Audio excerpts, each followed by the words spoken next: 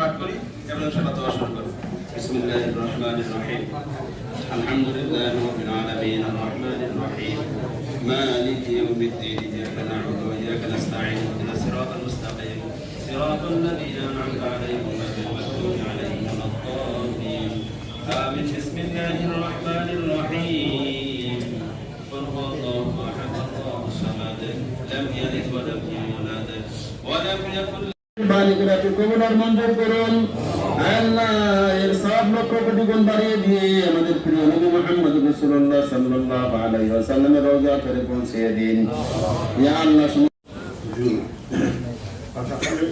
কথা বলার কিছু নেই। এই মাদ্রাসার মাসুম বাচ্চাদের সামনে আর কি বা বক্তব্য রাখবো। তারা দুহাত তুলে আল্লাহর কাছে দোয়া চাইবে।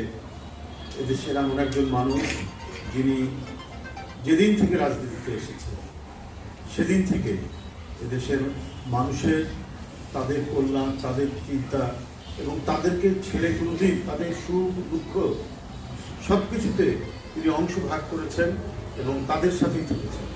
অনেক প্রলোভন দেওয়া হয়েছিল, অনেক লোভ দেখানো হয়েছিল দেশকে চলে গেলে তার কিছুই কিন্তু যারা দিয়েছেন তারা জোর করে রাষ্ট্র ক্ষমতা দখল করেছে, বাংলাদেশকে দখল করে রেখেছে অন্য দেশের তাবেদার বানানোর জন্য।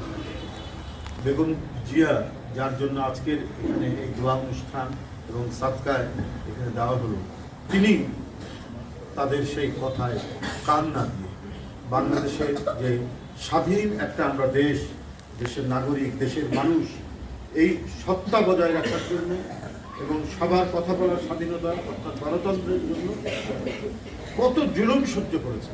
একজন মহিলা মানুষ একটা ধ্বংসপ্রাপ্ত কারাগারের মধ্যে তাকে 2.5 বছরের মতো কারারুদ্ধ করে রাখা হয়েছে, তাকে চিকিৎসা দেওয়া হয়নি, তার খাবারের মধ্যে বিষ প্রয়োগ করা বিষয়েও মানুষ সন্দেহ করে, সবাই সন্দেহ করে। কারণ একটা সুস্থ মানুষ জেলের মধ্যে চলে গেলেন হাঁটতে হাঁটতে, যখন তাকে গ্রেপ্তার করে নিয়ে যাওয়া হয়, অথচ যখন 2.5 বছর পর তিনি যখন ফিরে আসছেন তখন হুইল চেয়ারে করে তাকে নিয়ে আসা হয়েছে।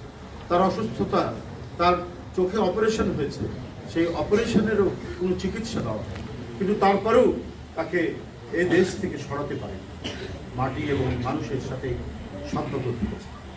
তো আজ সারা দেশ কাঁদছে, সারা দেশের মানুষ কাঁদছে, মাদ্রাসার এতিম বাচ্চারা তার জন্য কাঁদছে।